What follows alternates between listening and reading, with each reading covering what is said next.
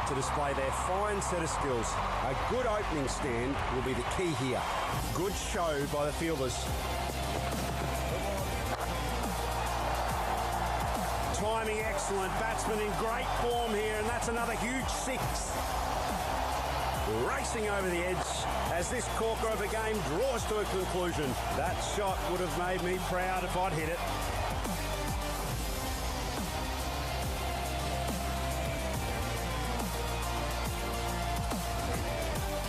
Hello guys, welcome to the ECPL 2023. My name is Harry Morton. I'm joined by Kashil Gachella, and well, it is finals time.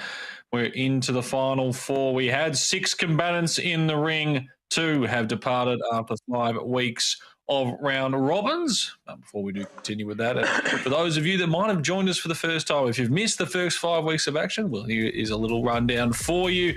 So, first of all, this is brought to you by Googly.gg, the platform provider for us, and they are proud to, of course, present the ECPL 2023 tournament. So, as I was stating before, we have 6 players from around the world who have qualified, and they have been competing in a 6-day-long double round robin tournament, and they have already determined the final 4 players going to the playoffs, and of course they're all also playing for a big cash prize. There's pools in that one, and it's been well, I must say, Kashil, a pretty good run so far, as we do have a look at that prize pool section. Of course, our 6th and 5th combatants, which were eliminated last week, currently they will be taking, or they have taken home $500 USD and 1,500.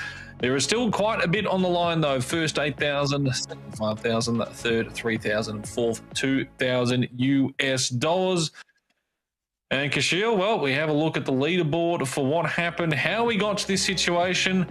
Any surprises, you think, looking at these final 6? I mean, there were performances, great ones across the board, and, you know, considering there was only 2 wins between the player that finished in first, Destroyer 3, and Raja Ryan 12, who finished down in 6th, you know, it wasn't too much in it. Absolutely. Hi all, welcome to the stream. Looking forward to the playoffs. Coming back to, if there were any surprises, it was too close to have any surprises there, right? And as you mentioned, there were about 2 wins between the first place team and the 6th place team. And we've seen some interesting matches over the last, 4 episodes. Really looking forward to the playoffs now. Obviously, it's going to be tight. Obviously, we saw how tight round robin stages were. But then again, that just sets up the platform for the playoffs that we're looking forward to. That it does, as we have a look towards our playoff bracket and how this one all works. So we have our lower bracket round and upper bracket round to start this one off. Now, the lower bracket is the 3rd and 4th combatants, which were Chadesh Mahara and Deputy 25, as we saw on the graphic beforehand.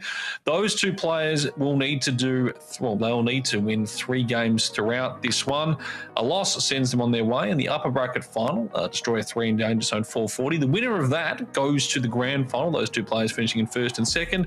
The loser of that will go and play the winner of our first lower bracket round 1. And of course, the winner of that lower bracket final will play the winner of the upper bracket final from the first one. I know that sounds confusing, but don't worry, it'll make a lot more sense once we start progressing through the games, which in a bit of a twist tonight, because we have been doing 2 over games, Kashil, we're actually doing 3 overs a side now, which I think could change things up a little bit. Absolutely. And then again, those extra 6 balls, I think they're going to come in really handy. Obviously, we were restricted to 12 balls. Obviously, that were the rules that were sort of in place for the round robin stages. But then, 18 balls, I think it would give the players a very good opportunity to sort of showcase their skills. Sort of set that base for a come around as well. Turn around as well. If in case the first couple of overs sort of turn out to be bad for them. But really excited, a 3-over per side game would really be something that would excite our audiences here today as well. Absolutely. And speaking of that first game, we do have our graphic to bring that one up. Of course, the upper bracket lower round first game, I should say lower bracket round 1 first game, Chadesh Mahara and Deputy 25 finishing 3rd and 4th respectively. As I stated beforehand, the winner goes through, the loser is immediately out. So a lot of pressure first up, and especially for these 2 players where they don't have that chance to, if they make mistakes, to rectify them in another game. If they go, they go. Yeah, but then again, obviously these are the top players, right, Harry? Obviously, and they finished in the top four. Obviously, it makes a lot of sense to finish in the top two. But then again, you still have a chance. You still have a chance. It's just that extra win that you need to get under the belt. But obviously, again, this still is a very good opportunity to claim, the first prize of 8,000 USD. Absolutely, as we do look our first player on the one we've got tonight. So Tesh Mahara finished in third place, 5-5 points differential. It's actually the worst out of our four players we got through. But, I mean, Jadesh, season 5 rank, we saw from previous ones. One of the more experienced players we've got in the actual league this season. And I've got to say, he's performed quite admirably with both bat and ball. I definitely feel like he's probably more had success in the bowling category of things. I think that his line and length that he's used in different types of style, I think have done quite well for him. And on the other side of things, of course, we have Deputy 25, Cahill. Do you want to take us through this beautiful man? Absolutely. And when again, a couple of days, the initial couple of episodes, were a slow start for Deepthi. But then again, he's really picked up from episode 3. We saw, him posting a 50-plus score there, on day 3. And then again, we saw another couple of 40-plus scores there as well. So that's when the tournament really turned around for him. And that's when he started climbing up the ladder. Slow start, eventually sort of picked up on the pace, and then again now we are looking at him as a as a finals contender if he was to go through today, right? So he's been a revelation all throughout this tournament, and I don't want to pick favorites, but then again, if you ask, obviously he is that complete package if for this particular matchup, both from a batting and a bowling standpoint. Absolutely. I mean, you said you didn't want to pick favourites last week, but we come to finals and it's gone immediately just a bit of a change of tune as we get to that one there. So we are going to be getting into our first game very shortly. In fact, we're getting into it right now. So this is our lower bracket final. Remember, the loser is out of the tournament. We'll finish in 4th and we'll take home a nice little 1,500 in the, I should say 2,000 USD in the prize pool. It all comes down to the toss early as well, because we've seen most players like getting the bat in hand first. But Deepthi is going to go for the bowling side of here. So he's looking to chase down a score. 3 overs, as we discussed, Kashil, it does change up the dynamics a little bit. There's a lot more pressure on the bowlers to get it right, because, if you suddenly you had a bit of a poor start and, you're not taking the wickets either, the batsman can really just get a hold of everything, 20, 30 and over. All of a sudden you're chasing 80 odd and 3, which is now numbers that can sort of appear here. But considering these two finished in the top 4 and some of the, bowling performances we did see, I don't feel like we're going to see a massive score here. And I could be wrong with that one, but I think it's going to come down to the bowling for both sides. I'm really looking forward to a massive score there, though, Harry, to be honest. And this is a change in strategy that we've seen from Deepthi's end, electing to ball first in the first game of the playoffs. Really beautiful ball, bowling in line, bowling in line with the stumps. I think, I think he has a very clear plan here, to approach these playoffs in a very different way from what he's usually approached it with. And again, Tejas is again right there, he's going aggressive from ball 2 itself. That's 6 runs, towards deep square leg. And obviously, just to sort of, build on flow of things, that's another 4 in the same region. So we have about 10 runs in 3 balls scored so far. Maybe a bit of a bowling, a line or length change would help, but then again, from couple of short balls to bowling, outside off right there. But Tejas, I think, was well prepared in terms of the way he timed the ball there. So that's really beautiful batting, Harry. What do you say? Yeah, no, it's been fantastic so far, as it's another 6 there from Tesh Mahara, and it's sort of Deepthi's, well, the first ball he had around that leg stump, good length, a good line. He probably needs to get maybe a little bit fuller, or just pull it a bit more to that leg side again, because it just hasn't been able to hit since that first ball. It does at least limit it to just a single in that end of the over. But I must say, pretty nice start here from Jajash, he's got himself up to 23 in the first over. 2 more to go with this one. Deepty. And that's the thing as well. Like, they don't need to rush through these. There's plenty of time to go through them. It's starting out just a bit of wide on that one there. But again, Jajash, he is picking these up very nicely. And he's all over Deepty early in desperate need of just some dot balls and a couple of wickets here. Absolutely, but the way things are going right now, I think it's looking difficult because the way Tej has been timing the ball, I think that's pure treat to watch. But obviously, missed on shite like that, and there's a wicket for Deepti there. So a good start. Just as you say, he's going to have trouble. He takes a wicket. Absolutely, Cursing but him. Then again, so. But then again, Harry, it's a great start. It's a great start to have, about 29 runs on the board after 8 balls. I think that's a great start. There are about 10 more balls to go. And 6 like that. Just look at the timing, right? Towards long on, right? But just look at the timing, the sheer timing of the way, Tejas has been playing those shots today. I am, even though a wicket down, I think, that's a massive 6 there towards deep square leg again. This is like stamping his authority in the playoffs here. There has been no loose shot, and we've seen that aggressiveness right from the time that Deepti's been bowling those balls. We've seen that aggressiveness from Tejas right there. He's already scored 47 of 11 here with a wicket down. Yeah, is that one saved out? Oh, and actually, Nesmith missed in the outfield, so another boundary. Deepti's he's not bowling terribly so far in these 2 overs. I mean, the line of length hasn't been in the areas he's probably wanted them to be, but his timing's just been exquisite. Plenty of 6s, plenty of 4s.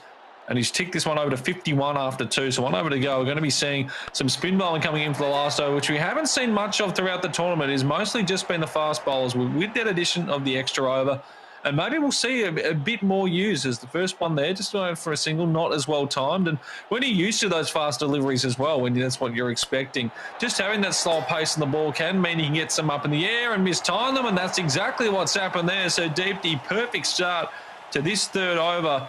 And the change towards spin. So, Shahil, it's started off pretty nicely here. Absolutely, right. And then again, that additional over you were talking about, right? We might see, some bit of spin bowling today with that additional over. But then again, that's, that spin bowling there has also sort of, brought some momentum back into Deepti's favor here. To be able to sort of bowl only concede 1 run of 2 balls and with a wicket there, and then again that's another dot ball.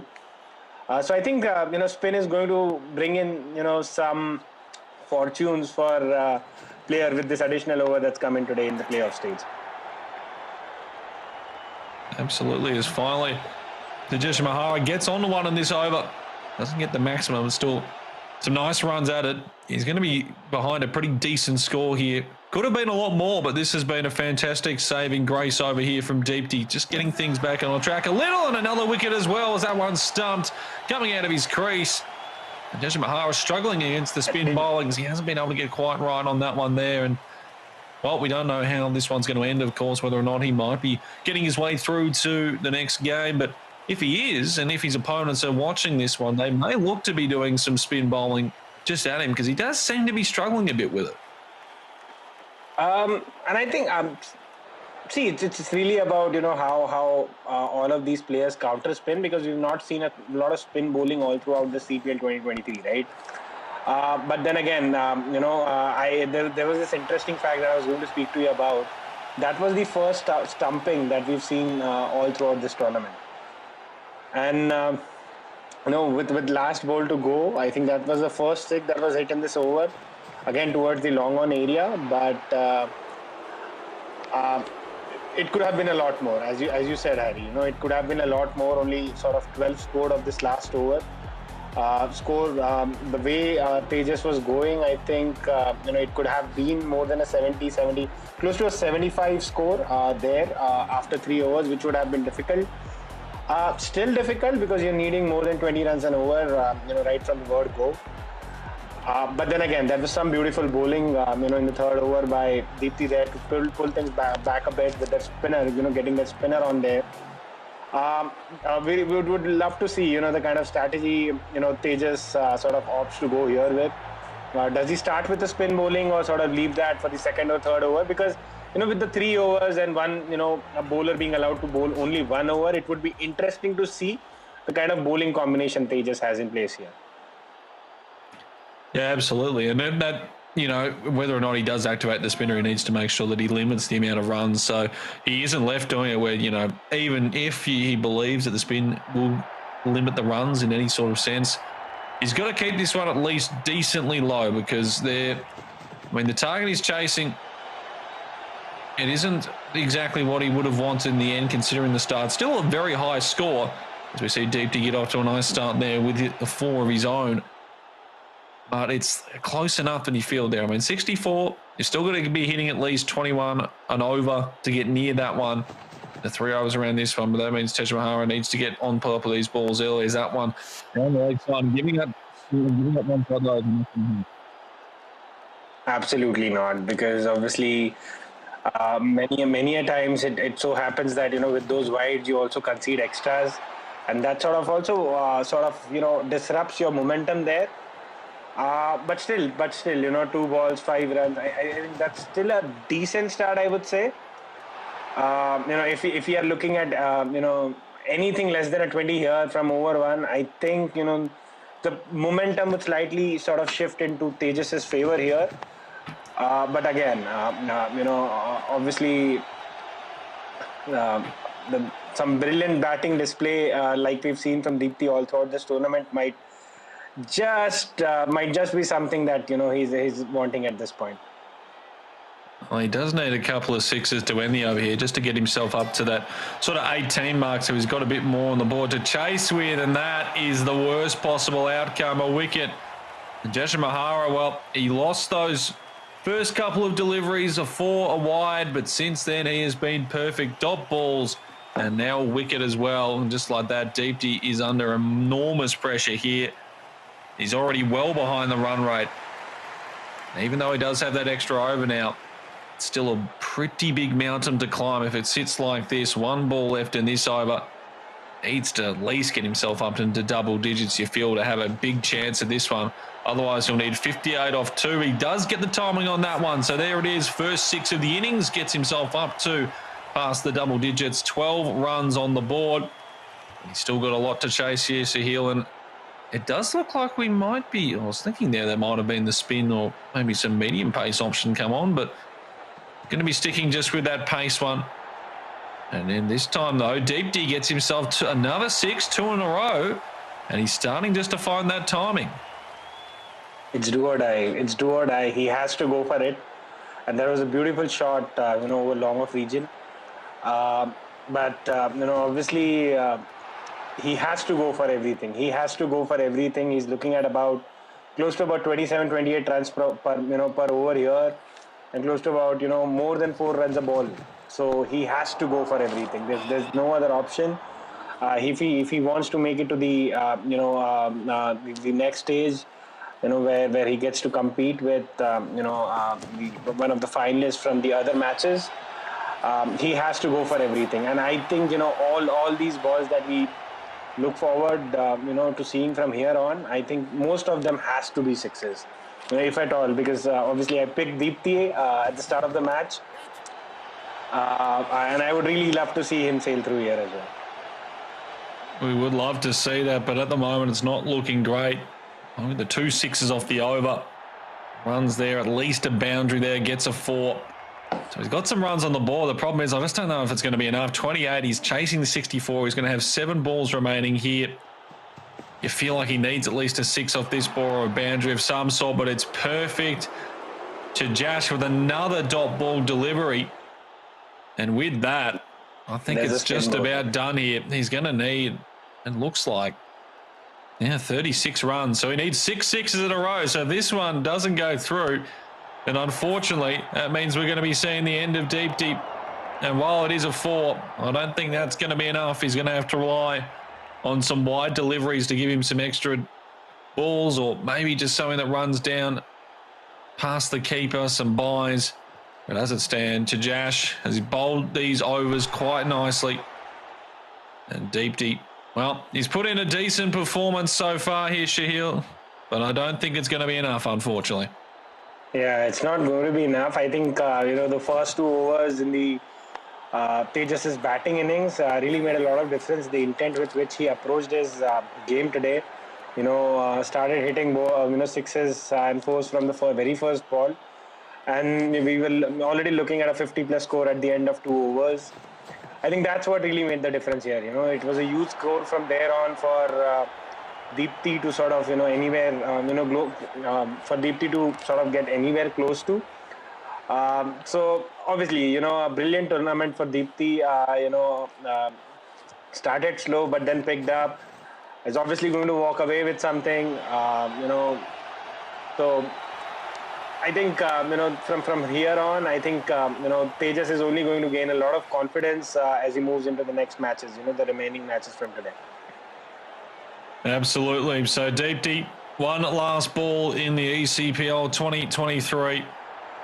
And he does get on top of it for a nice 6, and he does post a very respectable 49, but unfortunately it's not going to be enough to get him over the line. And Tajash gets the job done by 14 runs. He will move on to the lower bracket final. And we say goodbye to Deep D25. He has been an entertaining player throughout this tournament, but congratulations to Jesh Mahara. He stays alive, and Sahil, I mean, as you said, it was just those first 2 overs that were the difference in his batting innings, and then also his first 2 bowling overs just didn't allow Deepti to settle in with his bowling, and he didn't allow him to settle in with his batting, and a beautiful all-round performance from Tajash. Absolutely, and now it sort of becomes neck and neck because the players who are still alive in the tournament are, first, second, and third place players, right, who are on the leaderboard as well. Neck and neck, right? Obviously, Destroyer and Danger Zone had 6 wins each, and then again, Tejas closely followed on 5 wins there.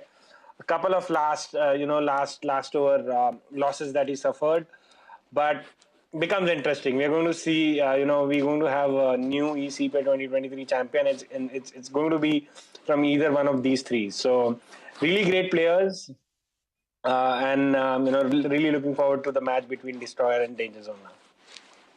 Absolutely, so am I, and hopefully so is everyone else, guys. But before we do get into that one, we are going to throw to a quick break. So when we return, it's going to be Destroyer 3 and Danger Zone 440 in the first upper bracket final. Winner through to the grand final. The loser will be playing Tajash to get a spot to get in there. We'll be back right after this.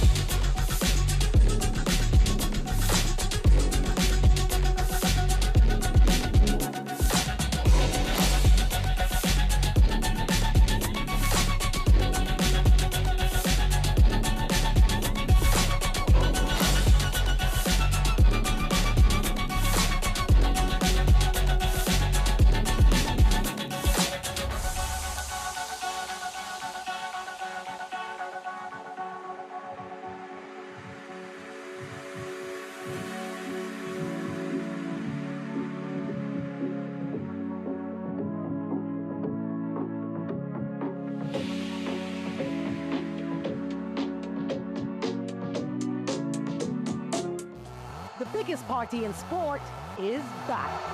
CPL and WCPL return with more action than ever before. Are you kidding me?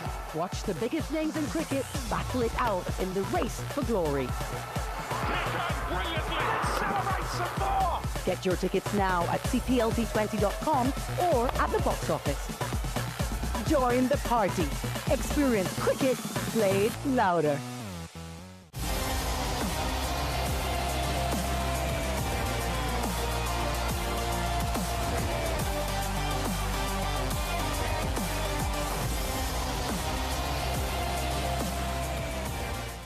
Hello, everyone. Welcome back to the ECPL finals. And, well, if you were just joining us for the first time this evening, it was Tejash Mahara knocking out Deep D25 from the tournament, third versus fourth in the first lower bracket final.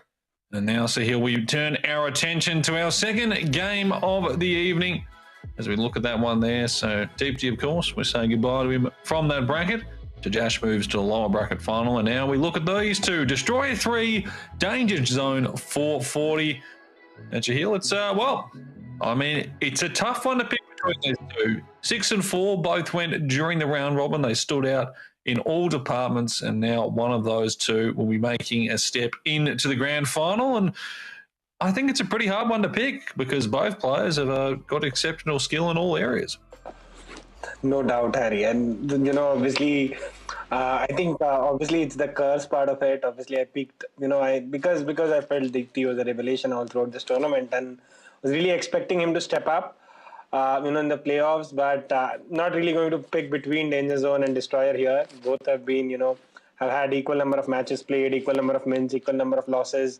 Neck and neck there. Obviously, over to you, you know, to sort of speak about Destroyer. Yeah, of course. I mean, Destroyer was our leading player for the tournament. I thought was just fantastic in all areas, batting and bowling. Just seemed to go to another level. Did have some interesting losses. I think some of those were probably just some drops in conversation. Well, drops in concentration, I should say.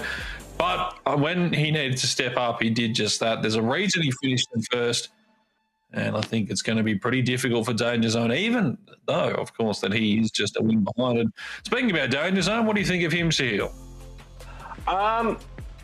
Has been in the top, you know, top 2, top 3, right from the very start. Has been consistent.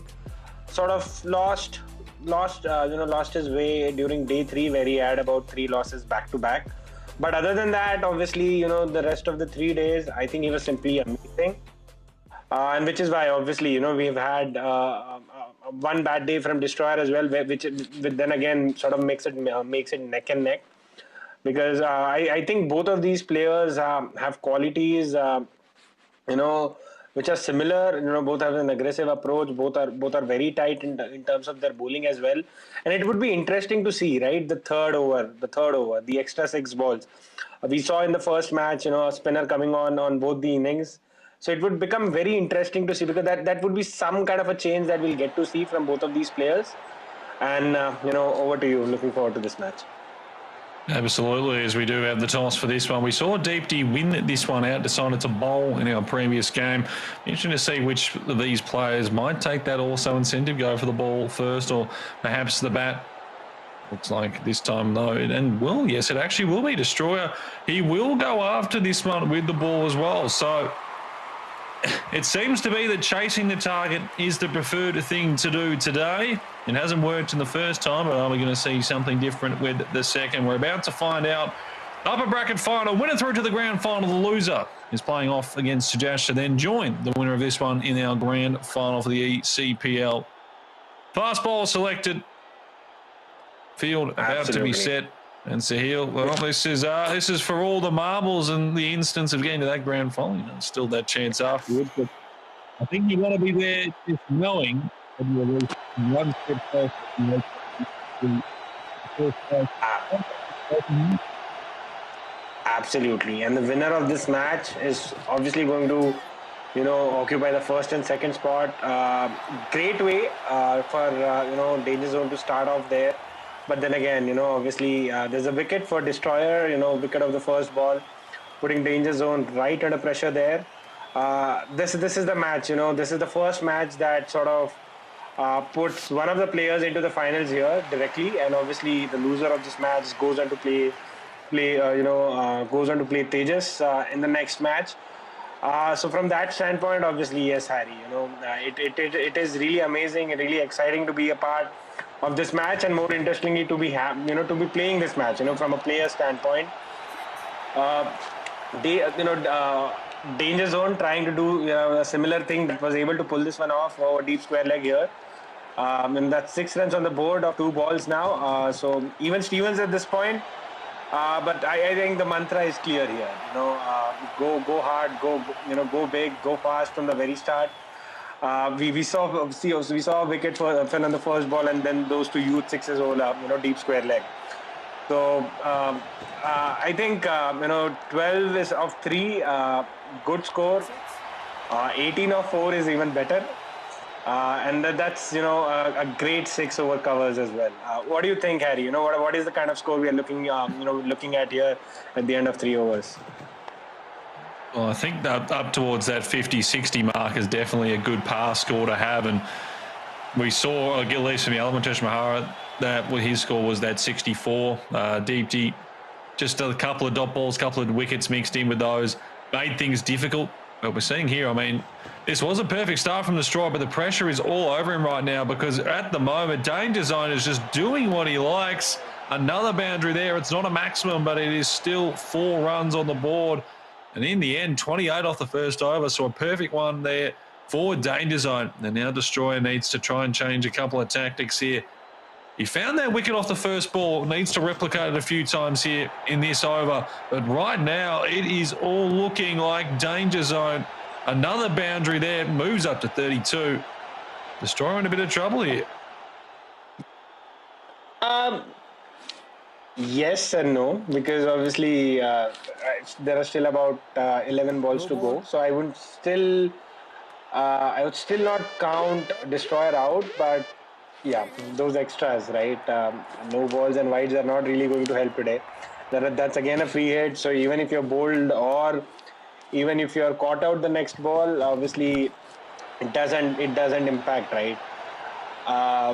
But yeah, Danger Zone with those 6, those great shots, just like the one over long off there for a youth 6.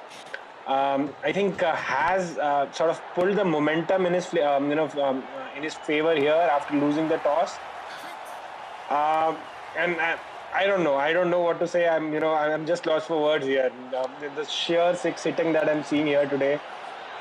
In the first match, halfway through the first innings of the second match here, I think we might just see a 70 score close to 70 here, unless something terribly goes wrong for Danger Zone from here on. Absolutely. Destroyer finally just putting a stop to that, and actually a good couple of balls here. So a single and just a dot ball.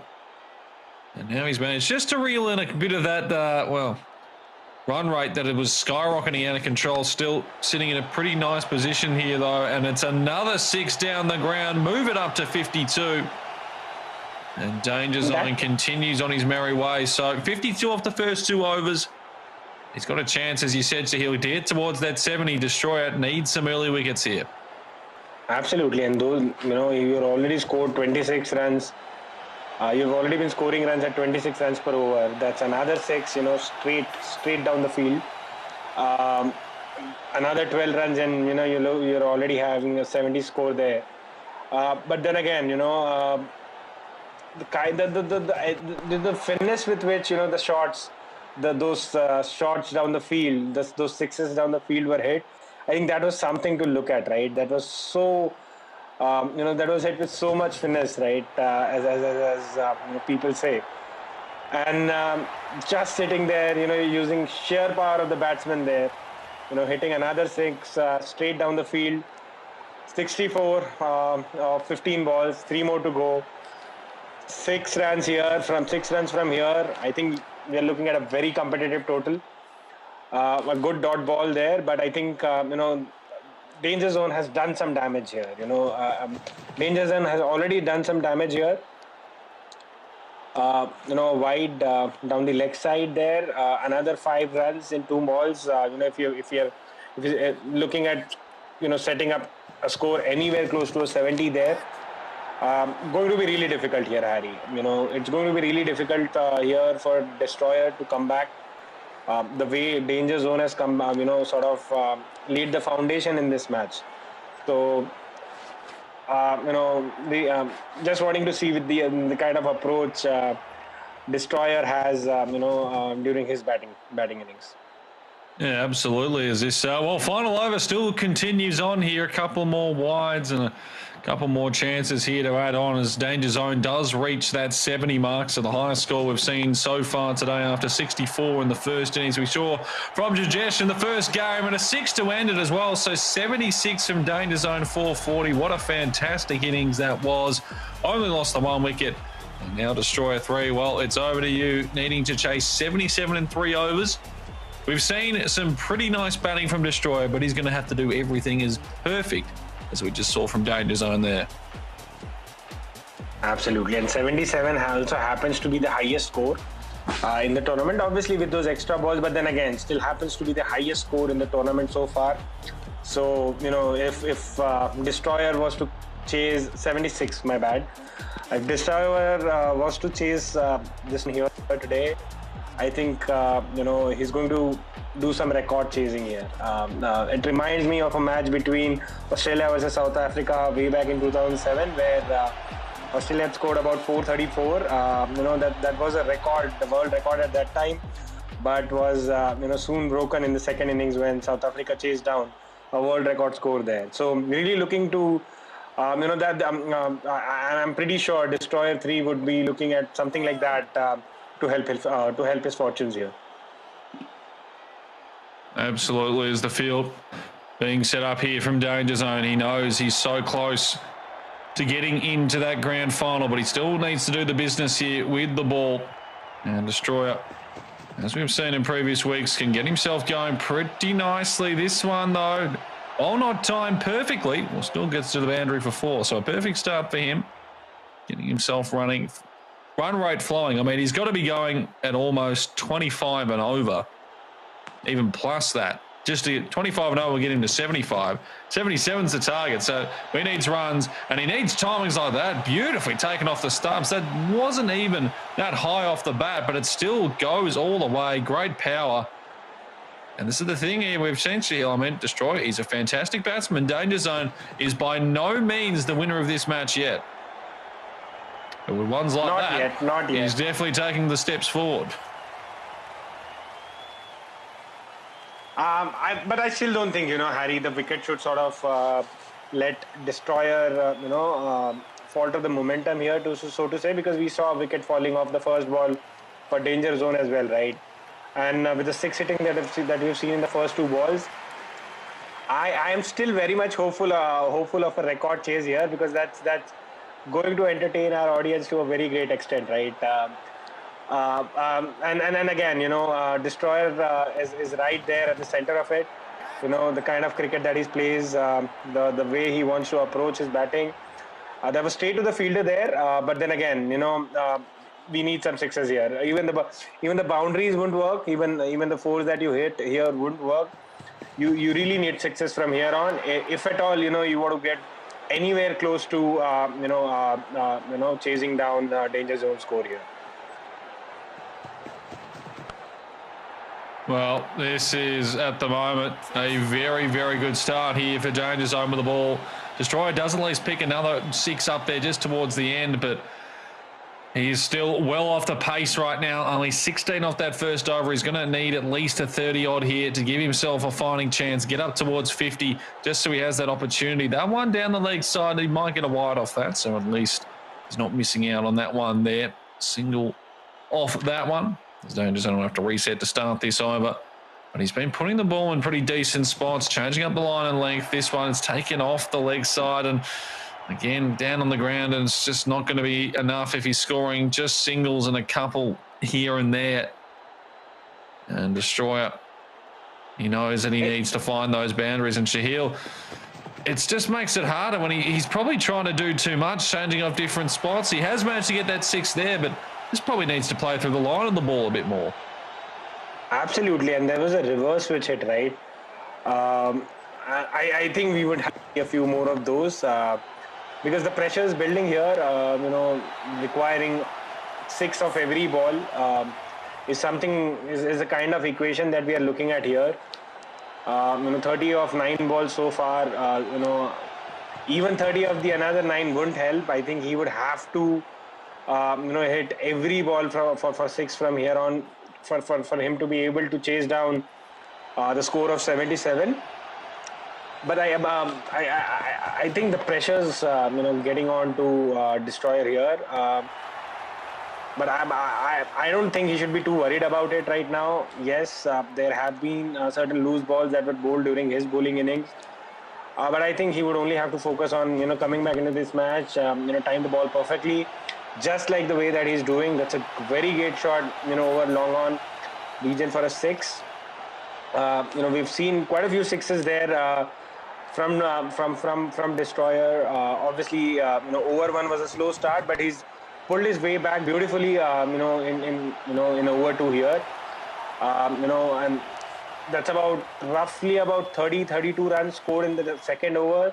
So I think he's picking up the pace there, and I think he's in the region of to be able to get there with let's say about 4 sixes and 2 boundaries, something like that. He's still not out of this match though. That one though does make it pretty difficult. So 5 deliveries left. 27 to get. 27 to get. I don't actually think he's going to be able to do it unless it's all just perfect 6s. And unfortunately, that's just not going to be enough at the moment. Another single. It's a good start here for Danger Zone. He's probably just calmed his nerves a little with these ones. All of a sudden, it's 26 off 4 deliveries. And that, well, is literally impossible if we go off how many runs he can make in all those balls. So all Destroyer needs to do, he could give up 4 6s here. He just doesn't need to give up any extras. It's a nice shot there. Right now, Danger Zone needs to have these ones just around the same spot.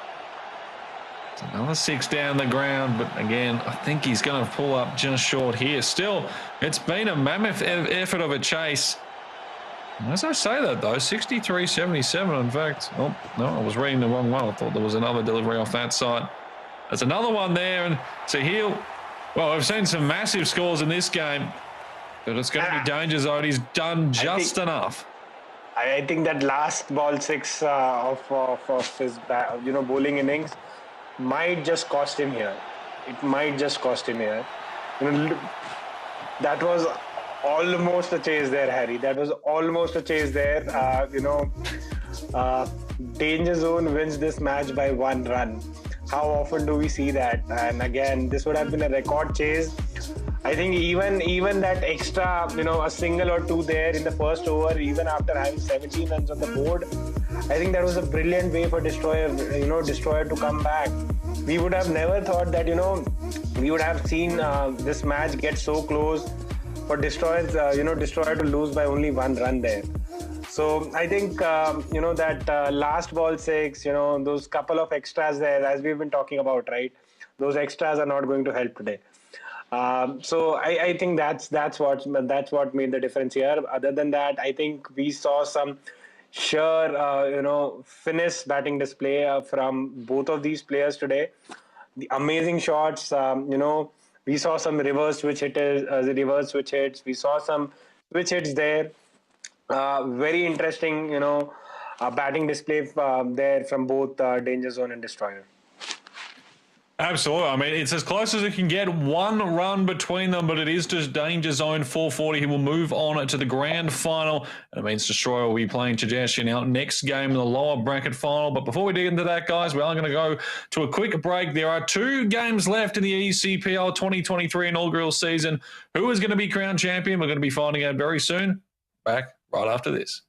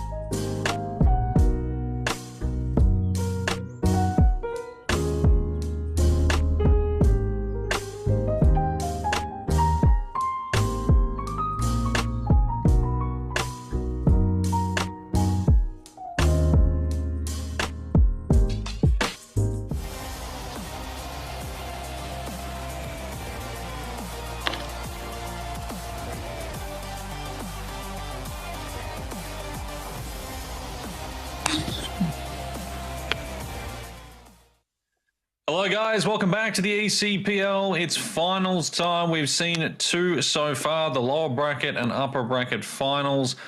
The first ones of those, unfortunately, we did see the departure of Deep D25 in our first lower bracket game. In the upper bracket side of things, it was Danger Zone 440 progressing to the grand final, which means we now have our first place ranked Destroyer 3 having to go a little bit further with this one now, as we do have a look at that tournament bracket just to come up there. So it's Sajash and Destroyer in the lower bracket final, the winner to join Danger Zone 440 for the chance to win 8,000 USD. And, well, Kashil, we saw Destroyer, unfortunately, didn't quite get it right with the ball, but he was almost pretty much perfect with the bat. I mean, you're chasing 77, you're full 1 run short. If you're Tajash, you'd probably be sweating a bit because you're thinking, well, I need to pull off a pretty good bowling performance so I can limit that man. But on the other side, Tajash would probably be thinking, well, he wasn't exactly perfect in that one, Destroyer, with his bowling, so I can probably exploit that with my own batting, because he put in a very nice 64 in our first game. Absolutely. And again, you know, from Destroyer standpoint, I think the batting was superb, right? Just the way he came back into the match and only to go on to lose the match by 1 run, I think that was simply amazing. Tejas, yes, he would be hoping, to have the kind of start that he had in the first game today. Has been somebody who's been a consistent performer, not too many losses, not too many wins, sort of finished somewhere in the bottom, middle there in the table, but still sort of managed to find his way through to this qualifier, to the, just the last game that he needs to tick off before sort of making it to the grand final there. Over to you on Destroyer. Yes, Destroyer, well, as we said, he was the man that fell 1 run short and chasing 77. And, well, he's been at the top of the table throughout this one. And, he falls to Danger Zone there. But, I mean, that was a classic, first versus second. And he wants to go back there so he can get his revenge on Danger Zone in the grand final. But he's still going to get through to Jash. And as we said, his bowling wasn't exactly great. He wasn't getting his line and lengths particularly well. So he'll be interesting to see as well whether or not there will be a change in who bats and bowls first. So far, it's been both players have said we want to bowl first, and both have been lost. So I think the way to go is if you win the toss, you bat. You set the target, because I feel like, and we've talked about this as well, when you're chasing, you're just under a lot more pressure, especially if you don't start off well, because that run rate, it just can build up very quickly. And unfortunately, we saw that in that previous game, because as good as Destroyer's comeback was, he was under, the reason he got there was because he was just under so much pressure from the first couple of overs, first 1.5, where he wasn't making the runs. So I will be interested in the toss here, Shahil. Absolutely. Destroyer has been opting to bowl first, but this was really be something if he sort of,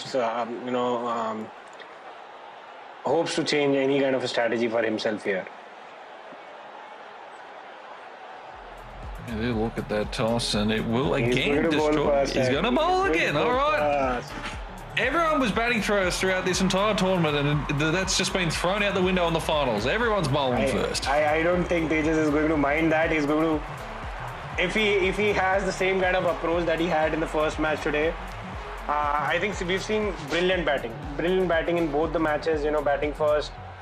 The aggressive approach. We've seen some brilliant scores.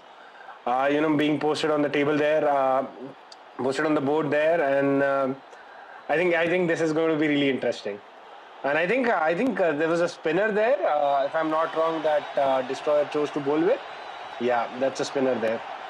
So that is a bit of a change. We did see spin bowling do some nice stuff in the first couple of games. It's not the perfect start off this one though, as Teja Mahara goes long over the boundary for 6. A lovely shot there, timed perfectly. So winner goes to the grand final. Loser is out of the tournament in 3rd place. So much to play for, money on the line, bragging rights, it's all there, and a chance to be champion of ECPL, the inaugural season. And it is a perfect start here. Teja Mahara here, and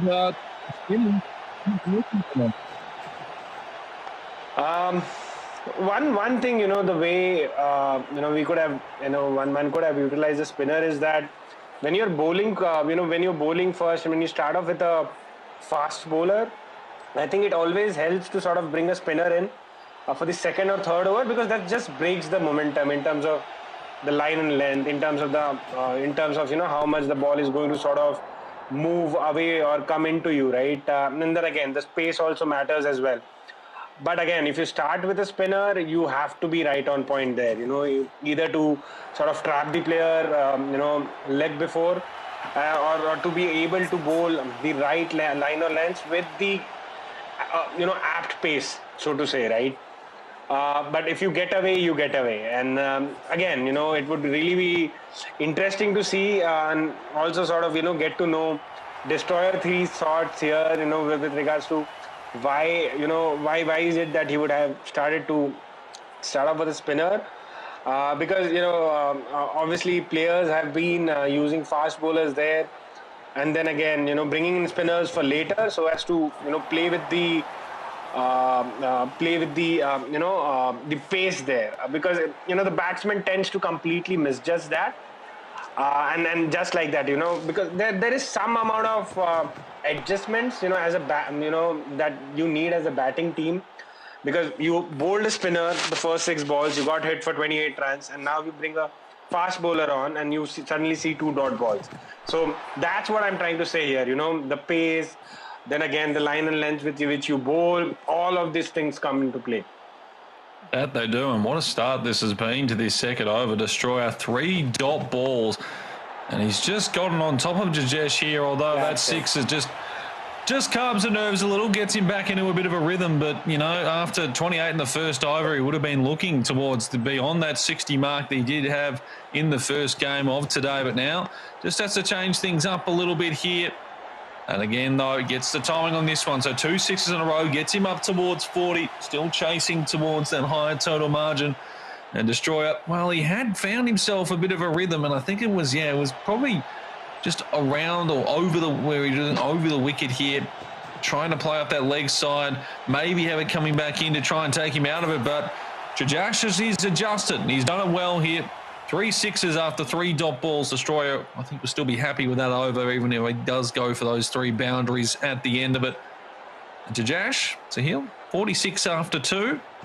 He still can be chasing a fairly high score here, but he needs to start getting a bit more timing on the balls, because he can't just be hitting around singles.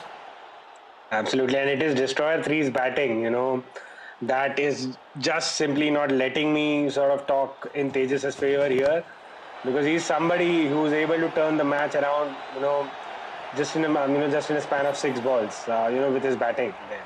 But then again, what he's done with those dot balls here is that he's sort of brought down that projected score from, let's say, about 70, 75 to about 65, I would say. So I think that would still work out for him here, Harry. If he sort of begins the way and sort of continues to bat the way that he's been batting right throughout this tournament, I don't think Destroyer would mind chasing a score that's anywhere between 60 to 65 here. No, I mean, as we saw, he just hit 76 or 75, I should say, in the previous one. And the dot ball there, and that ball just bringing that run rate down a little more, and that might even get caught in the outfield. Does get over the top, though. Not a maximum, but still 4 runs. Is going to be pretty much almost perfect to his last score here. A 6 would put him 1 beyond, or at least a couple beyond from where he was. 63 in that previous one was a target of 64. And he will get himself to 65, a 6 to finish. So a very nice score he's got on the board. But it is by no means one that has got him the win here, because we saw what Destroyer did in the previous game. 66 required in 3 overs. Doesn't take much for Destroyer to get going, and be interesting if we see Jajesh. Destroyer went for a spin in the first over. Maybe we see the same thing here. Hopefully. But then again, 65, I think it's still, from the batting display that Destroyer has showed us today, and then again all throughout the tournament as well, I would still count him out. And again, it would really depend on the kind of bowling strategy and the bowling options that Tejas sort of picks, for this particular matchup with Destroyer here. maybe you start with a spin, maybe you don't. The right way to bring on a spin bowler would be to bring him on in the second or third over. I think the good, the good way to would be to start with the first bowler like he's doing now, and then sort of break the batsman momentum, concentration by bringing a spinner on. So I think that's what Tejas is trying to do here, and I don't think we're going to see any change in approach from Destroyer here in terms of the the game plan that he has. He's going to hit for sixes, from the very first ball. Absolutely he will, and absolutely he gets it first ball. Round that off stump. Decent line and length, but Destroyer just picks it up. And, well, this is where Tejas, he knows that he's got to be absolutely picture perfect with these ones. Try and find some different lines and length. Try and get him guessing where he's putting them. And wickets and dot balls are so valuable. And just one in the second delivery of this innings. And that just puts the pressure immediately on Destroyer here.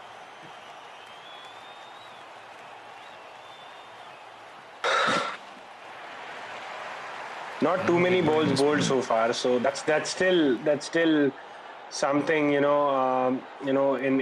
Destroyer's favor here. I think a wicket or two there is okay, but if you keep at it, if you continue to hit the way that you've been hitting all along this tournament, and again, just carrying on the momentum from your previous batch, in terms of the timings, in terms of the shots that you're playing, and that that was a great shot towards towards the gully region there as well. Trying to experiment, I think it worked out for him in the last match, but he's still trying to connect the ball there.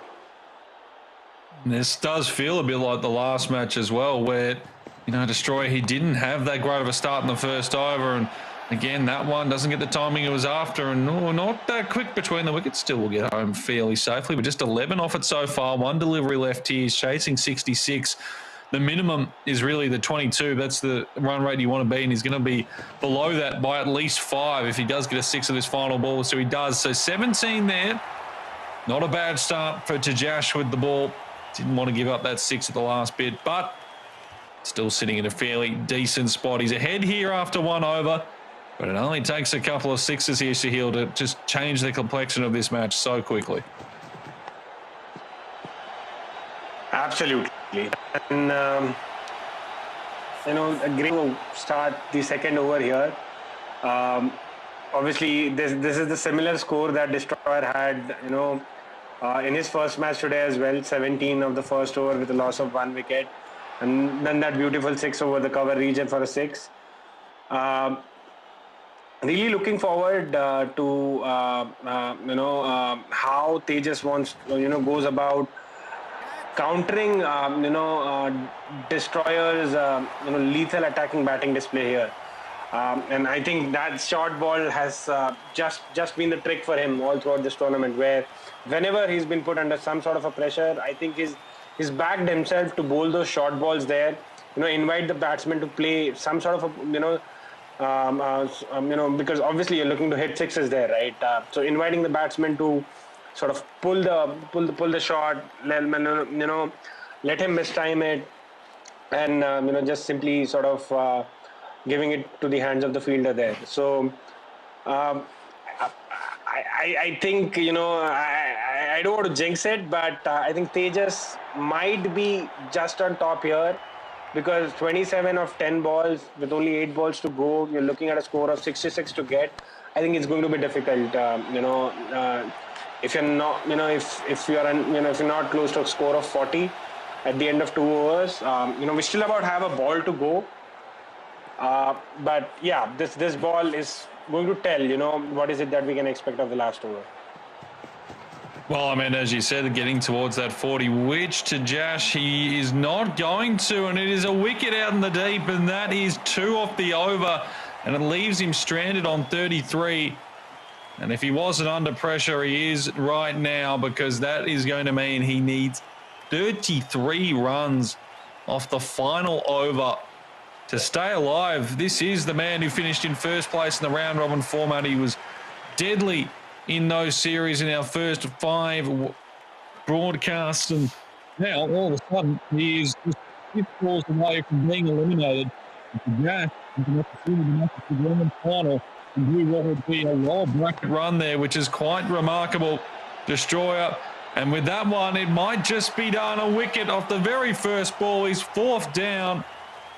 And he's now got 5 deliveries to make 33 runs. And going off my calculations, Sahil, that is impossible. Looks impossible, but then again, the math is still on Destroyer's side here. Maybe if he's able to hit all the ball for sixes, still misses out by a single run. So I think, unless there's a mistake in terms of, extras being bowled from Tejas's end, I think we're going to see Tejas sail through here. Good shot, towards deep mid wicket there for a 4 there. But I think it's a little too late. It's a little too late, and we might, possibly see the grand final between the Danger Zone and Tejas. I think, Harry, we might have, the 2 finalists that we are looking for all throughout this tournament. That it does seem. Again, Destroyer, a late flurry of runs, but it is too little too late, unfortunately. 49 chasing 66, and with just 2 balls remaining, it remains a formality, this one. Tejas, he is getting hit a bit around here, but it will not change the result. He will move through to the grand final, and unfortunately, we will be saying goodbye to Destroyer 3. His final ball of ECPL. He finished first in the round robins, but he won't be taking home the tournament. The 8,000 USD still up for grabs. The Danger Zone 440, and now Tejas Mahira as he gets the job done, winning by 4 runs. We say goodbye to Destroyer 3, a fantastic player throughout this tournament, but he just wasn't able to step up in the finals. And Sahil, well, that's what happens sometimes. The pressure gets to you. You're the number 1 after everything that's been said and done. But unfortunately, you just can't put it into winning form. When it comes to the finals, it's just a different beast. Absolutely.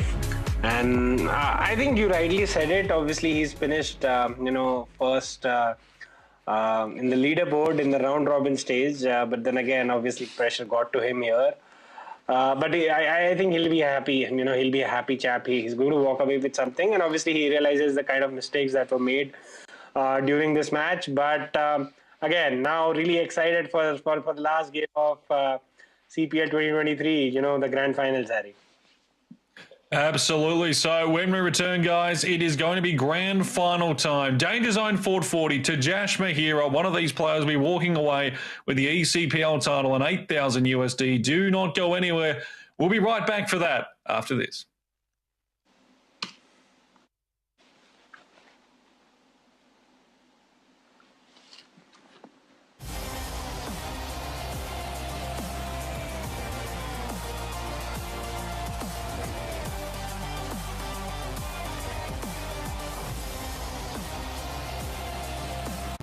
The biggest party in sport is back.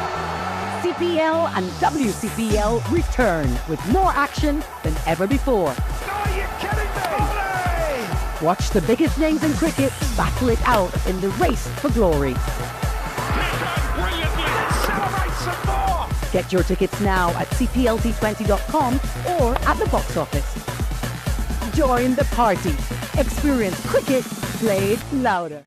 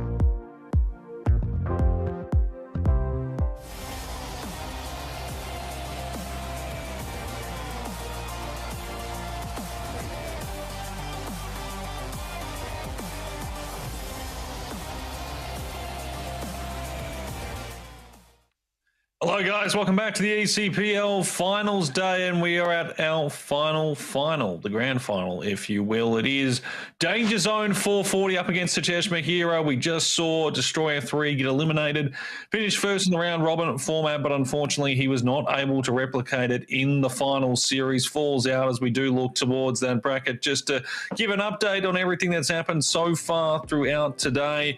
Lower bracket one, of course, Sajesh. He is on that lower bracket run to the grand final, and he could do it all the way. He beat Dipty in the first one.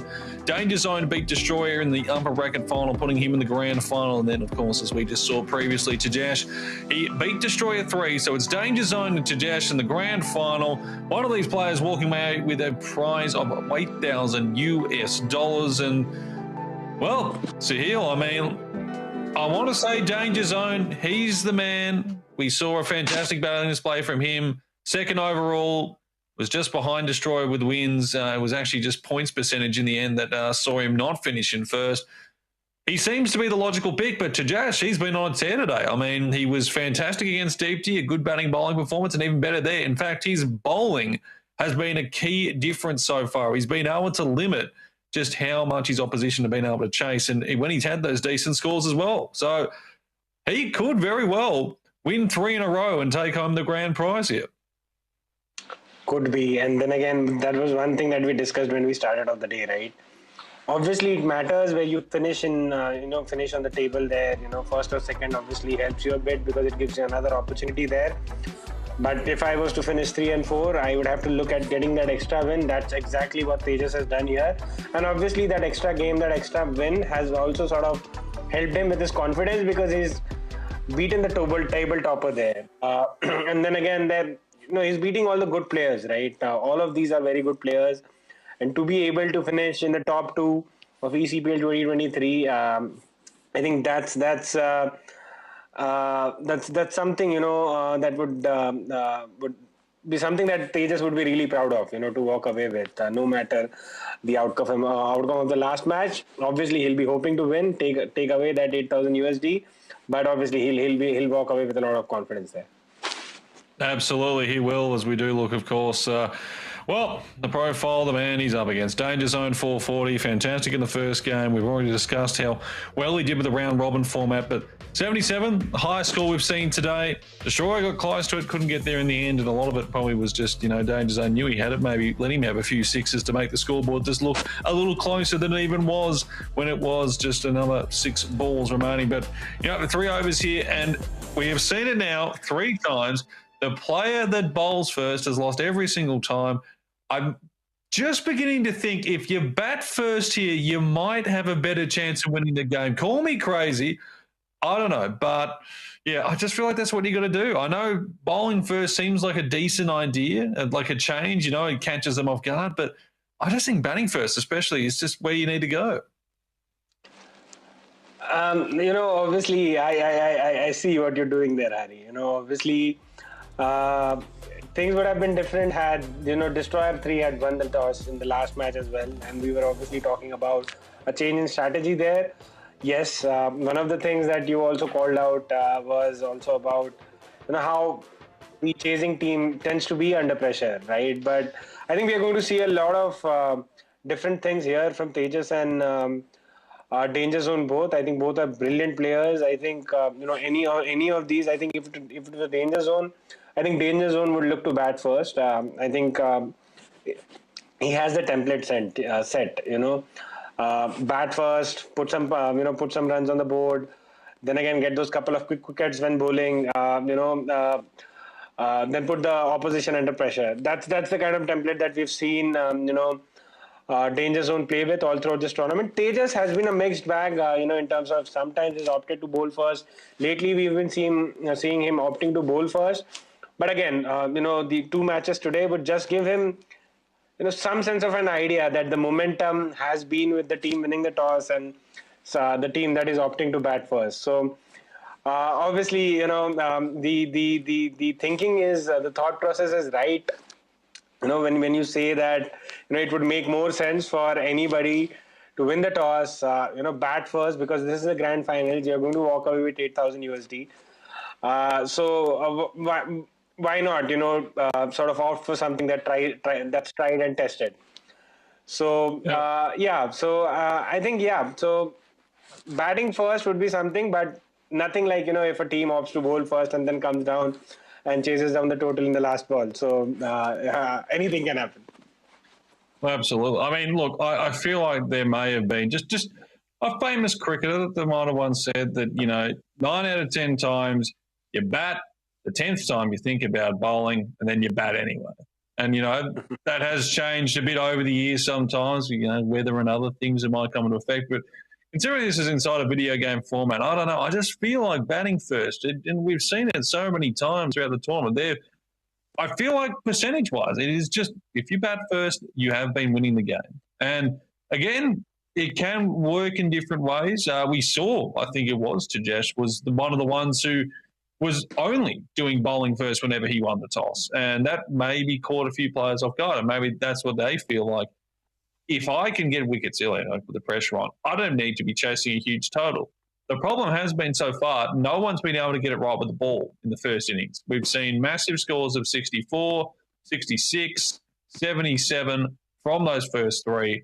And it's just, you're under that much pressure immensely. And we talked about the pressure stuff. And I also think another thing we probably haven't discussed here, and whether or not it plays a factor, I don't think. But, Tajesh, he's played now the 2 games. He's probably feeling a bit fresher maybe than compared to James. I mean, he's just, he had the opportunity to play the one game, and it's good that he just got straight through as to a bit of relaxing. But, you've only played one game in the day. Are you actually, awake at that point? Are you ready to go when you're up straight through?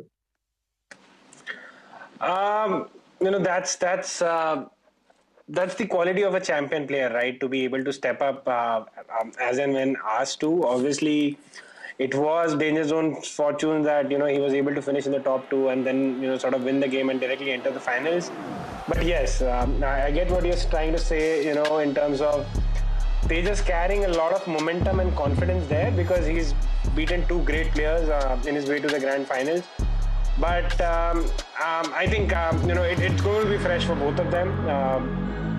Obviously the pressure of the finals is always going to be there with with that 8,000 USD on the line. But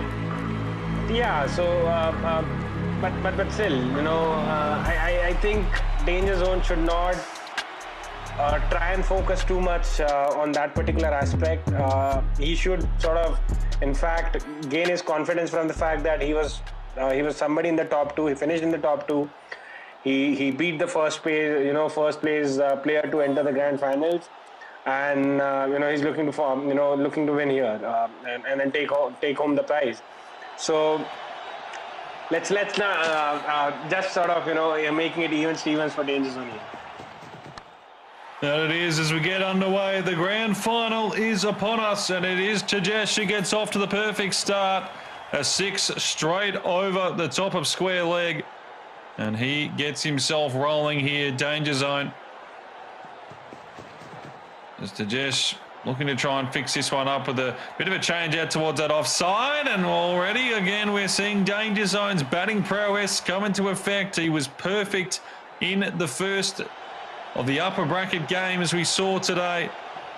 And he's off to a brilliant start here again. He just seems to get the timing so well. It's just effortlessly, every single one. It just flies into the crowd. And this is Tajesh right now. He's under enormous pressure here, Sahil. Absolutely. Because I were Danger Zone, nothing better that I would have liked, 4 sixes in 4 balls. But obviously I get the other part where, if you're on the receiving end to have been hit for the first 4 balls for 4 sixes in the grand finals, obviously that's something that's going to put me under a lot of pressure there. Even before you get on to bat there, you're breaking the confidence of the player mentally. You've already scored 30 runs of 5 balls. I think there's something that's going on in Tejas's head. I think the nerves are getting on, and great way to finish off the over with a great 6 over the square region there.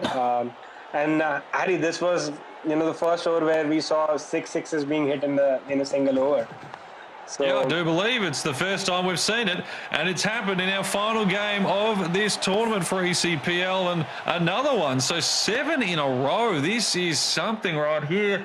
This is the grand final. This is 8,000 USD, the grand prize on the line. And danger zone 440. He is just having the time of his life. Again, it's perfectly timed. And again, it is another 6. 8 sixes. 8 in a row. What a start this is.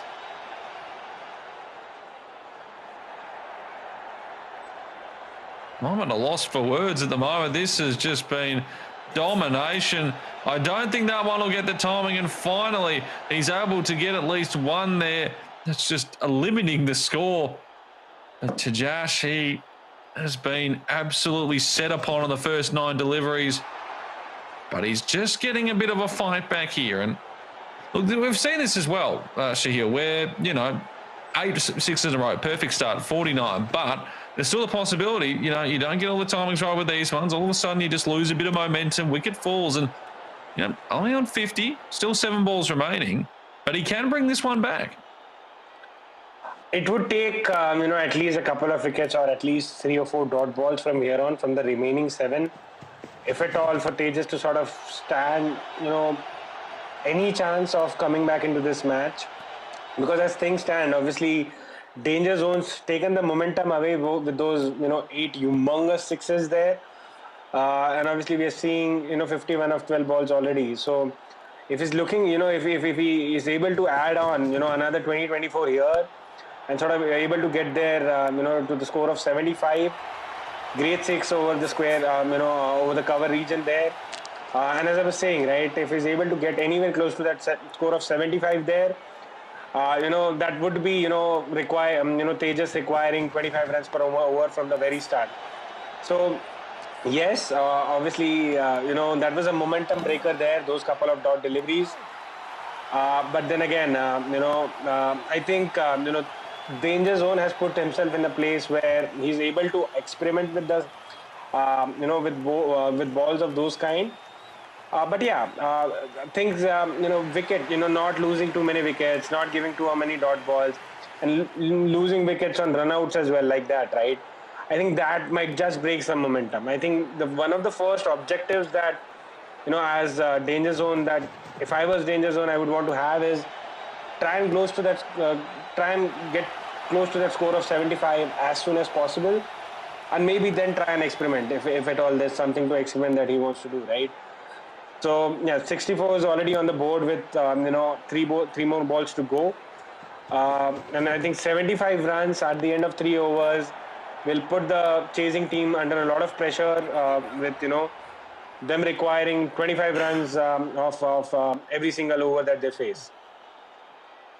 That they will. 2 deliveries left, and well, it's still going to be a pretty decent score for danger zone, considering he was on 48 runs after just 8 deliveries. Tejas, he's actually given himself an opportunity here, another dot ball as well.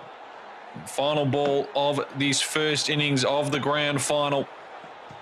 Can he limit it here to under 70? And I think he will, and in fact, that's going to be bowled around the legs, so a nice finish from Tejas, just 3 runs, or just 1 run actually, off the last 3 balls. And danger zone finishes on 66, a total that Tejas has made twice today. So he would feel pretty confident he can chase this one down. This is it's pretty setting up to be an interesting final 3 overs of the inaugural ECPL season. Shahil, who are you backing in here? Yes, he scored those runs, Harry, but that was batting first. It's a different ball game altogether when you're batting second, because you have that score on mind, right? You have that score that I need to, because all of these players have the math broken down in their head, because any which ways, Tejas has that idea that he needs to at least get 20 runs per over if he wants to get there, not leave it up for too late. So he has to have all of those calculations in mind there, and that is where it gets messed up, right? Because 1 ball here and there, a dot ball here and there, a wicket here and there, and that equation changes in your head completely, and then you're trying to figure out how many balls, how many more runs do I need, what are the gaps, how is the field setting, how do I time the ball more perfectly, how do I counter spin bowling, because spin bowling is a surprise package that we have seen, today. We've seen a lot of spin bowling today as well. But yeah, so but I would still put it, obviously Tejas has made that score of 65, but not when he's batting second. We haven't seen there, and a perfect start there for Danger Zone. A dot ball, those are gold, and there's only 3 overs to bowl. And it immediately puts pressure on Tajash here, who's trying to chase down a very big target, and he needs all of these to go to the boundary. It doesn't get for 6, but it avoids the fielders, and it will get away for 4. So he needs to get to at least that 20-odd every over. 66 the target. 65, of course, made by Danger Zone in that first innings. It's a shorter ball here. Gets around on top of it again. Not the timing he was after. Won't get through the gap this time. Still get back towards 2. So needs to find runs where he can. 6 off the first 3. I have to say Danger Zone just slightly ahead, but just a couple of 6s here could change the momentum. And they're ones like that with the timing again. It's not perfect, but it still runs. He's, well, as they would say, he's hanging around here, Sahil. Hanging around, and obviously with the runs on the board, so we have 10 runs on the board of 4 balls. And obviously that figure of 20 is something that he would want to breach at least at the end of the first over, so as to not put too much pressure on him in the last remaining 12 balls. So I think obviously he'll be looking forward to at least get, a boundary and a 6 there of the last 2 balls. 6, obviously, that's struck off now. So he's looking to get another 4 to 6 runs. 22 would put him right there in terms of the required run rate. And obviously 20 would put him, just below the required run rate there, but he's still very much in the match. A 4 to finish that one as well, and in the end, a pretty decent over. Just the 1-6, but 3 4s compiled in with that, and he does get to that 20 mark. Still Danger Zone just slightly ahead, but already an intriguing grand final this has been so far. Needs some more runs, needs some more 6s, and Tajash finds it there. And he would feel like he's in a spot here where he can really go for this. A fielding change coming in. He's looking to go through. It would be 3 victories in a row from lower bracket. He finished 3rd. Had to come through all the way here. And he's just starting to get into his mojo with the bat. Gets it on top of that one as well. I don't know if it'll be deep enough, but it gets over the ones close. And he's doing this more in 4s than 6s, but he's still knocking off the totals. Keeps getting this one forward. And Sahil, he's just gotten ahead here. One interesting thing, Harry, obviously if you score, 6 boundaries of an over, that's basically 24 runs an over, right? So as long as you're scoring boundaries of every ball here, I think Tejas is set. I think Tejas is set from that standpoint, that as long as you're getting that odd boundary there, even if it's not a 6, I think you're well on your way to chase down the total. Again, he's just getting it over the top, and not the perfect timing, but it's runs. And Danger Zone, as he looked to push one of his fielders back there, and I think he might be thinking about it. The cover in mid-off. Can't have everyone back as deep. Maybe change to more of a leg side bowling tactic. He's had these ones around the off stump, but he's under pressure here. The 66, and this was a man who hit 48 runs in the space of just a few balls. In fact, he hit 8 6s in a row to start his innings, and right now he is in enormous danger. Another 4 there. The target of 66 is just 22 runs away. 1 delivery left in this over. It's been boundaries galore. Needs a wicket or a dot ball. One of those would be perfect. It's up in the air, but it's not going to get there. In fact, it's gone all the way. Just skips over the boundary. And Tesha Mahara will need 16 runs to win the grand final here, Sahil. He can do this. Absolutely. Now I can for certain say that he can do this. And obviously, Danger Zone's lost momentum there as well. He's way above net run rate as well. And what a way to finish this off, Harry. What a way. If at all, Tejas is able to pull this off, I think, chasing, batting second, chasing down the total, to be able to win the grand finals, to be able to take that coveted price of 8,000 USD. I think that's a brilliant way to cap off the tournament. And who would have thought? Tejas was somebody who was third placed during the round robin stage. He obviously faced the first eliminator, then played the second qualifier, and now, he's well on his way to win this match as well. And he's doing it all in fours now. 4 runs away, 3 balls left here. Danger zone. He hasn't bowled poorly, but it's been so close to the fielder so many times. That one on the stumps, and it's out, LBW. This game is not over yet. He finally breaks through. 2 deliveries to go. And Tejas, he needs just 4 runs. But Danger Zone is still in this one. He still has an opportunity as his next batsman walks out to the crease. Are we going to see a super over? Are we going to see a tie?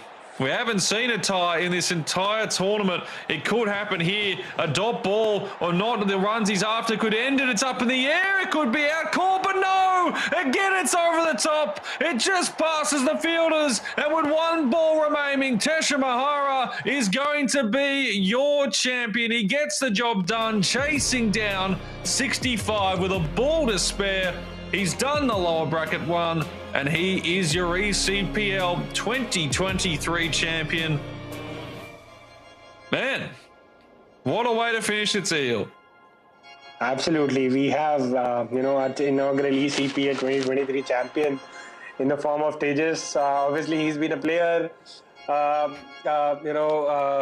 was, he wasn't in the top 2, but he always maintained his 3rd position on the table there. Was able to make it to the playoffs, not under too much pressure. He made it quite comfortably. And then again, to be able to play the way that he's done today, to be able to initially play that knockout match, the eliminator against Deepti, then to square off with Destroyer in the qualifier 2, and now to come back the way that he did, chasing, batting second. In the grand finals, we have our inaugural ECPL 2023 champion.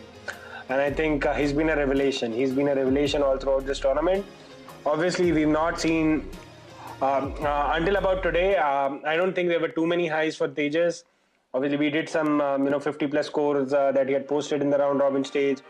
And then again, we've hardly seen any lows except for the last episode where he had faltered, in a single match, but all throughout he's been superbly brilliant.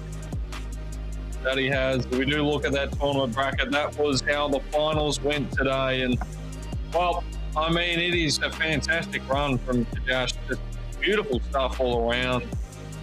You can't ask for much more. He won every single one that was in front of him. He started in the lower bracket. He beat DP20, he beat DP25. Played Destroyer 3. He was in first place after the round robin. He dispatched of him. And then 48 of the first 8 deliveries in that game, and he somehow managed to put back a fantastic second half of bowling. And he did it all in 4s in the end. It was 4s galore for that one in the grand final, and a beautiful way to do it. And I mean, what else can you say? It's just a fantastic grand final. And honestly, fantastic day of finals. Every game went down to the wire. Absolutely. And I think there are 2 contributing factors to it. One, the mental awareness of the kind of score that you're chasing, breaking it down ball by ball, over by over. That's one. And obviously, second was for him to be able to get a good start, which he did. Obviously, had it not been for that good start, all that mental awareness would have gone haywire, right? Because he had certain targets on mind that he wants to sort of, be at some sort of a score at the end of 6 balls, 12 balls, and then again look at, leaving the last lot for the last few balls there. So I think both of those things clicked out for him today. Not only was he able to manage the pressure, but then again, he was superbly brilliant. It really makes me proud to say that obviously we have new ECPL 2023 champions among us, which is Tejas Mehra. That he has. We do look at that tournament bracket. That was how the finals went today. And, well, I mean, it is a fantastic run from Tejas. Just beautiful stuff all around. You can't ask for much more. He won every single one that was in front of him. He started in the lower bracket. He beat DP20, he beat DP25. He was able to square off with Destroyer 3. And then 48 Fantastic performance there. So, guys, that is the end of the inaugural ECPL tournament. It has been a fantastic, well, it's been a fantastic 6 weeks of action. Thank you, of course, to Googly. They are the platform that we had this one on. We very much thank them for their contribution. To the CPL as well that have come aboard with this one. It's probably a different take of stuff than expected to do, but it has been a lot of fun. It's been a fantastic co-host to have. Ethan and Fraser, who have been our production guys. Thank you very much for them. They've been able to keep the ship running, and also a big shout out to Matt who in for me while I was off sick leave. So, thank you, Jill. Any final thoughts? Anything you'd like to say to the audience before we depart for our first season? Just about, the way obviously the tournaments turned out. Obviously, exciting matches that we saw. Top 6 teams qualifying, for the round robin stage. A lot of players, sort of going neck on neck. We saw how close, the first place and the 6th place team was. Only 2 wins was the difference. A lot of learnings, obviously, on from a player standpoint, obviously from a viewer standpoint as well. And then again, obviously, this amazing partnership with, between obviously with CPL is also something that's that's been something that's sort of put these top players on a global stage there as well. So. A lot of learnings. I don't think anybody was bad or anybody needs to do any learning. Obviously, sometimes fortune favors the brave. With hard work, you also need some bit of luck there. Everybody's worked hard, obviously, but luck sort of only goes with one in the end. And all I want to say is, keep your heads high. Come back hard, come back strong, and we look forward to hosting you again. Come the next ECPL. Absolutely. So, for myself and Kajil, thank you very much, guys, for being here. Hope you had an enjoyable watch. We did. Congratulations again to Tesha Mahara, your inaugural winner of the ECPL 2023. We will catch you next time. We don't know when it'll be, but we'll see you then. A chance for the batting lineup to display their fine set of skills. A good opening stand will be the key here. Good show by the fielders. Timing excellent, batsman in great form here, and that's another huge 6. Racing over the edge as this corker of a game draws to a conclusion. That shot would have made me proud if I'd hit it.